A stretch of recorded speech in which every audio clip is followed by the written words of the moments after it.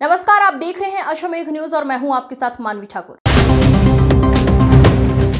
शासन की विदेश अध्ययन स्कॉलरशिप योजना में करोड़ों रुपए का बड़ा घोटाला उजागर। यूके, लंदन, दुबई, मलेशिया के यूनिवर्सिटी के नाम पर हो रहा स्कॉलरशिप माफिया का एक को दो बनाने का बड़ा चल रहा था, जिसमें मध्य प्रदेश शासन के कई विभागों के अधिकारी अपात्र लड़के लड़कियों स्कॉलरशिप माफिया के खिलाफ सबूतों के साथ ईओडब्ल्यू में शिकायत दर्ज करवाई गई। विदेशी यूनिवर्सिटी में निर्धारित 1 साल के कोर्स को 2 साल का कोर्स बनाकर प्रत्येक छात्र को 26 लाख रुपए तक देने से शासन को करोड़ों की आर्थिक हानि पहुंचाई गई है। इंदौर सहित संपूर्ण प्रदेश के कई अपात्र लड़के लड़कियां बड़े अधिकारियों के घोटाले में शामिल होने की शिकायत लोकल पुलिस थाने पर की गई है, जिससे पुलिस थाने में हलचल मच गई है। वहीं हाईकोर्ट एडवोकेट कृष्ण कुमार कुन्हारे ने बताया, अंकुश जैन द्वारा सबूतों के आधार पर की गई शिकायत पर से निर्धारित समय में निष्पक्ष जांच नहीं की जाती है तो उक्त मामले को जनहित याचिका के रूप में माननीय उच्च न्यायालय के समक्ष रिट पिटीशन दायर की जाएगी।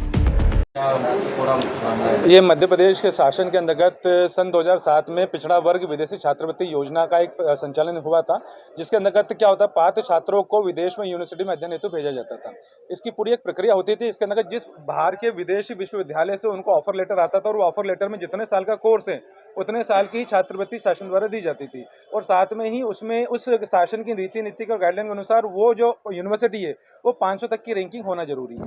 अब हमारे जो इसके अंदर जो शिकायतकर्ता आरटीआई एक्टिविस्ट है अंकुश जैन, निवासी अनुराग नगर, जो कि सोशल एक्टिविस्ट भी आरटीआई एक्टिविस्ट भी, इनके द्वारा जब पूरी जानकारी निकाली आरटीआई के तहत तो उनको ये जानकारी प्राप्त हुई कि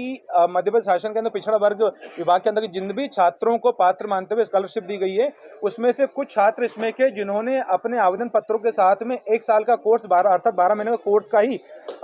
विदेश यूनिवर्सिटी का हैरियट यूनिवर्सिटी का प्रोफार्मा लगाया है, जिसके हिसाब से उनको 1 साल की स्कॉलरशिप मिलनी थी। लेकिन उस 1 साल की स्कॉलरशिप को कलाकारी से 2 साल की कर दिया गया, जबकि कोर्स ही 1 साल का तो उसको 1 साल की एक एक्स्ट्रा स्कॉलरशिप मिली, जिस प्रकार से टोटल प्रत्येक छात्र को लगभग 26 लाख रुपए 2 साल का मिला। इस प्रकार से हमने और भी जानकारी निकाली तो जिन कॉलेजों के पास में 500 तक की क्यूएस रैंकिंग नहीं है उन कॉलेजों में भी उन कॉलेजों के अंदर भी एडमिशन को लेकर छात्रवृत्ति प्रदान की गई है। ऐसा करके इंदौर शहर के एक दर्जन से लेकर प्रदेश के कई इसके अंतर्गत ऐसा अपात्र छात्र है जिन्होंने इस प्रकार की छात्रवृत्ति प्राप्त करी है। तो इस प्रकार की छात्रवृत्ति प्राप्त करने वाले स्टूडेंट और उन दस्तावेजों का उचित रूप से मूल्यांकन न करने वाले अधिकारी भी इस पूरे घटनाक्रम में समान रूप से कहीं ना कहीं त्रुटि करता है, जिसको लेकर पूरे सबूतों को इकट्ठा करने के बाद में इसके शिकायतकर्ता ने अपने ईओडब्ल्यू के अंदर अपनी शिकायत में सबूतों की दर्ज कराई। ये पूरा मामला है।